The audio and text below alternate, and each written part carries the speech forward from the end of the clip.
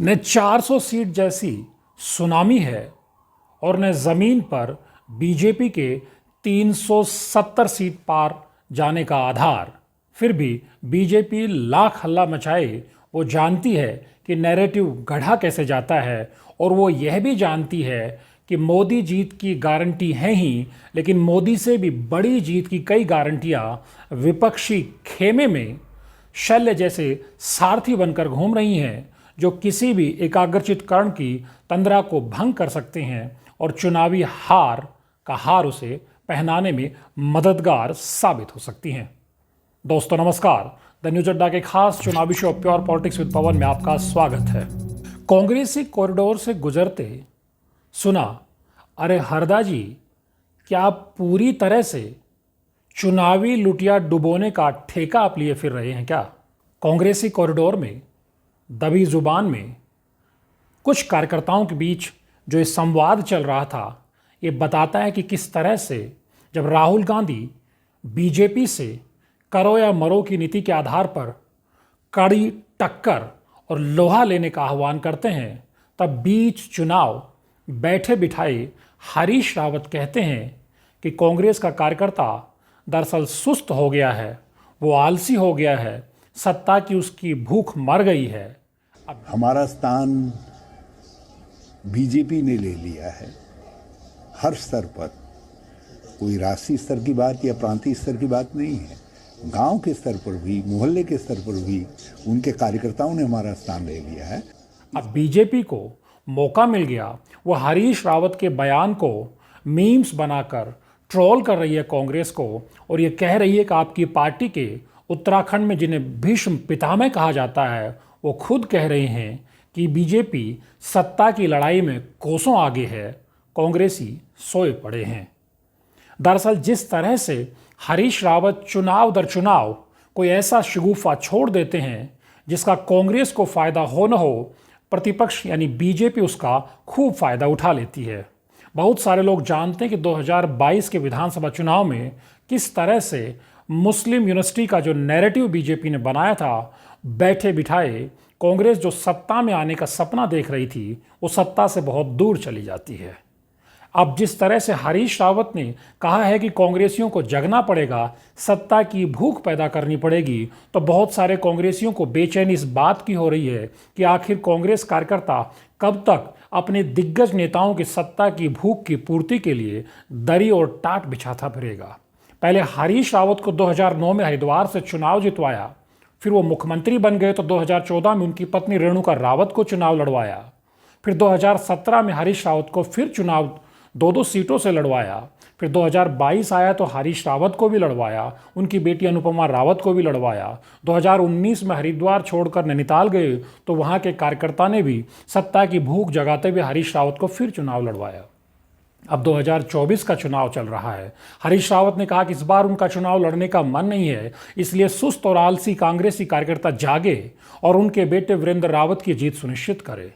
बड़ा सवाल यह है कि क्या जब बड़े नेताओं की सत्ता की भूख शांत नहीं होगी, तो कांग्रेस का हाशिए पर खड़ा कार्यकर्ता कब तक पसीना बहाता रहेगा? शायद हरीश रावत जिस तरह आए दिन हरिद्वार में बीजेपी में कांग्रेस का कार्यकर्ता जा रहा है, और बड़े दिग्गज जो कांग्रेस के नेता हैं वो हरीश रावत के अगल बगल खड़े होते नजर नहीं आ रहे हैं, इससे हरीश रावत को गुस्सा भी आ रहा है और उनको तकलीफ भी हो रही है। इसीलिए शायद वो बार बार दिन में 3 बार ट्वीट करते हैं कि हरीश रावत उनके संघर्ष के साथी हैं, उनका मान रखें। लेकिन उन 4 सीटों पर कांग्रेस के प्रत्याशियों का क्या हाल, जब हरीश रावत प्रत्याशियों के ऐलान के समय खुद ट्वीट करके कहते हैं कि 5 पांडव मैदान में उतर गए हैं और वो कृष्ण रूपी सारथी की भूमिका में 5 पांडवों को जिताने की कोशिश करेंगे। लेकिन आप जानते हैं 23-24 मार्च से आज हम अप्रैल में कहाँ खड़े हैं? बमुश्किल 10 दिन का प्रचार बचा हुआ है और हरीश रावत हरिद्वार में सिर्फ अपने बेटे वीरेंद्र रावत के सारथी बने नजर आ रहे हैं। किस तरह से चुनाव कांग्रेस लड़ रही है, ये बताता है कि उत्तराखंड में कांग्रेस किस तरह से बीजेपी के लिए रास्ता साफ कर रही है। कुछ लोगों ने तो यहाँ तक कहा कि दरअसल उत्तराखंड में चुनाव हो ही नहीं रहा, यहाँ एक फ्रेंडली मैच है, चुनाव तो सिर्फ गढ़वाल में हो रहा है, जहाँ अपने बूते गणेश गोदियाल प्रचंड बीजेपी की सत्ता को चुनौती दे रहे हैं, लेकिन कब तक देंगे? क्योंकि हरीश रावत, जिन्हें उत्तराखंड कांग्रेस का भीष्म पितामह कहा जाता है, वो तो हरिद्वार के चक्रव्यूह में उलझे पड़े हैं, पुत्र मोह में ऐसे उलझे हुए हैं कि न उन्हें अपने मित्र प्रदीप टमटा की याद आती है, न उन्हें जोत सिंह गुनसोला की याद आती है, और न उन्हें गणेश गोदियाल की याद है। प्रकाश जोशी की तो याद खैर होगी ही क्या। जिस तरह से हरीश रावत सियासत में पत्ते फेंकते हैं, अब कांग्रेस में ये कहा जाने लगा है कि हरीश रावत की राजनीति उनके खुद को आगे बढ़ाने की राजनीति हो सकती है, लेकिन वो जिस तरह की चालें चलते हैं उससे कांग्रेस पीछे ही जा रही है। क्योंकि आप जानते हैं कि कांग्रेस ने 3 सीटों पर बहुत पहले प्रत्याशियों का ऐलान कर दिया था, लेकिन हरिद्वार से हरीश रावत लड़ें कि उनके पुत्र वीरेंद्र रावत लड़ें, इस बहस में नैनीताल की सीट का ऐलान भी नहीं हो पाता है और हरिद्वार सीट का ऐलान भी नहीं हो पाता है। जब बीजेपी के प्रत्याशी मैदान में प्रचार करने के लिए उतर चुके थे, तब जाकर के हरिद्वार और नैनीताल के प्रत्याशियों का ऐलान हुआ, और अब बीजेपी के स्टार प्रचारकों में प्रधानमंत्री नरेंद्र मोदी से लेकर बीजेपी के राष्ट्रीय अध्यक्ष जेपी नड्डा एक दौर में उत्तराखंड में कैंपेन करके जा चुके हैं, और कांग्रेस ने बड़ी देर से आए हुजूर वाले अंदाज में अभी स्टार प्रचारकों का ऐलान किया है। और उसमें स्टार प्रचारक भी ऐसे हैं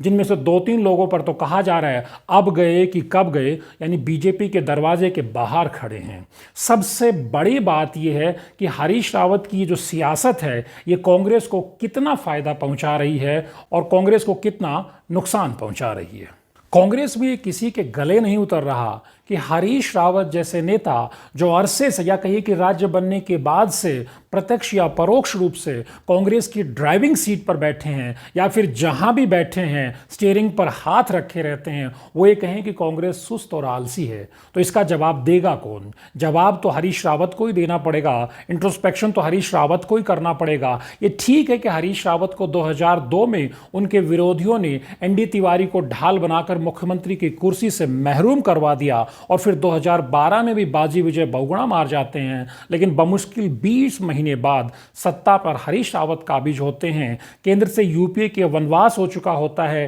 प्रधानमंत्री नरेंद्र मोदी दिल्ली के तख्त पर काबिज हो चुके होते हैं, लेकिन हरीश रावत सियासत के अपने पुराने अंदाज में चल रहे थे। वो अपने प्रदेश के विरोधियों को इस तरह से निपटाने में लगे हुए थे, क्योंकि दिल्ली में कांग्रेस का आलाकमान बेहद कमजोर हो चुका था। कांग्रेस अपने अस्तित्व के सबसे बुरे दौर में गुजर रही थी, और हरीश रावत ने प्रदेश में अपने विरोधियों को ठिकाने लगाने का अभियान छेड़ रखा था। नतीजा यही हुआ कि बीजेपी का ऑपरेशन लोटस उत्तराखंड में कामयाब होता है, और 18 मार्च 2016 को कांग्रेस लहूलुहान हो जाती है, जब उसका करीब करीब गढ़वाल का बड़ा हिस्सा टूटकर बीजेपी में चला जाता है। सबसे बड़ी बात यह कि हरीश रावत की सियासत यहां से भी संभलती नहीं है। हरीश रावत के पास बाजी पलटने का मौका था, क्योंकि वो खुद को गाड़ गदेरे का बेटा बताते थे, गैरसैंण का मुद्दा सबसे ज्यादा उठाते थे। अगर वो चाहते तो 2017 के चुनाव में उतरने से पहले, जब वो गैरसैंण में सत्र करने गए थे, तब गैरसैंण पर ऐतिहासिक फैसला भी कर सकते थे, लेकिन हरीश रावत को मैदान बुला रहा था,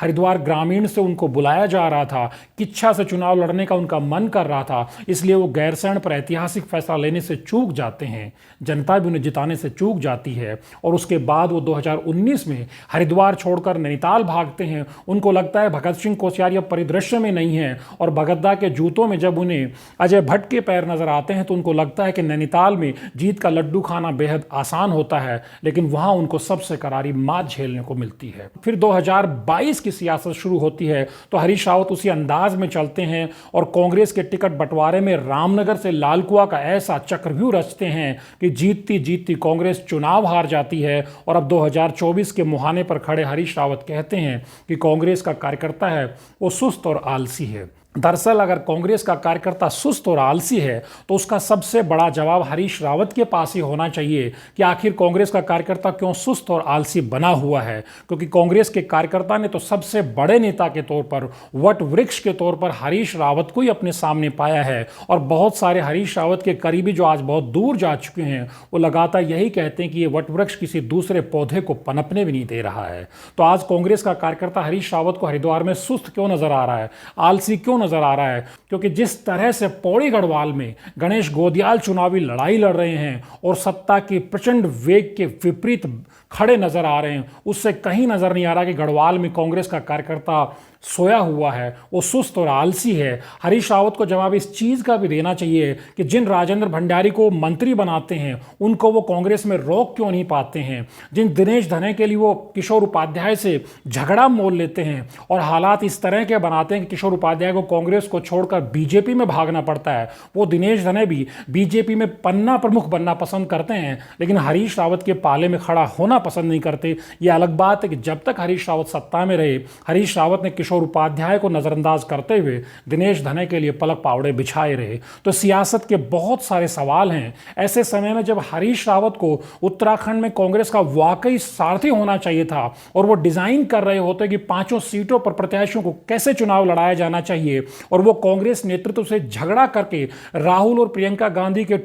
दौरे प्लान करते, उनकी रैलियां डिजाइन करा सकते थे। लेकिन आज हरीश रावत पुत्र मोह में हरिद्वार की सीट पर उलझे हुए हैं और कांग्रेस में कोई ठीक ठीक बताने वाला नहीं है कि राहुल गांधी किस दिन की सीट पर प्रचार करने आएंगे, प्रियंका गांधी किस दिन की सीट पर प्रचार करने आएंगे। ये अलहदा बात है कि हरीश रावत कोशिश कर रहे होंगे कि हो सके तो जो आला कमान से आए, जो स्टार प्रचारक आए, वो पहले हरिद्वार से होते हुए उत्तराखंड में दाखिल हो, ताकि उनके पुत्र की राह आसान हो, उनके पुत्र की सियासत की राह के कुछ कांटे बुहार दिए जाएं। जब इस तरह से कांग्रेस के भीष्म पिता सियासत चलेंगे तो कांग्रेस का कार्यकर्ता भला आलस्य में क्यों ना आ जाए, वो सुस्त क्यों ना हो जाए, वो क्यों हरीश रावत और हरीश रावत के परिवार की सियासत बचाने के लिए जागता रहे, दरी बिछाता रहे, पसीना बहाता रहे। ये सवाल हरीश रावत के सामने भी है। और जिस तरह से हरिद्वार में कैंपेन के दौरान हरीश रावत को वो उत्साह कांग्रेस के कार्यकर्ताओं में नजर नहीं आ रहा, वो सुस्ती नजर नहीं आ रही, दरअसल ये वो सवाल है जो उनके सामने मुंह बाए खड़ा हुआ है कि उन्होंने सियासत को लौटाया क्या है और बदले में कांग्रेस की सियासत और कार्यकर्ता उनको लौटा क्या रहा है। सबसे बड़ा सवाल यही है। इसलिए हरीश रावत की बेचैनी दरअसल उन्हीं की राजनीति के चलते है, जो आज उन्हें एक चौराहे पर लिए खड़े हुई है और उनके पास न प्रदीप टमटा के लिए फुर्सत है, न जोत सिंह गुनसोला के लिए वक्त है, न गणेश गोदियाल के लिए वक्त है, न प्रकाश जोशी के ऊपर जाने की फुर्सत है, क्योंकि उनको वीरेंद्र रावत को सियासी तौर पर सेटल करना है। और वो ऐसे समय में सेटल करना है जब सारे नेता चिल्ला रहे हैं कि लोकतंत्र को खतरा है। तो लोकतंत्र को बचाने की लड़ाई में भी हरीश रावत परिवार को बचाने की लड़ाई लड़ रहे हैं। इस वीडियो को लाइक कीजिए, शेयर कीजिए और द न्यूज़ अड्डा चैनल को सब्सक्राइब करिए और कमेंट करके बताइए कि आप और किन किन पॉलिटिकल मसलों पर चाहते हैं कि हम अपने वीडियोस लेकर आप तक पहुंचें। आप अपने विचार जरूर हमसे शेयर कीजिए। नमस्कार।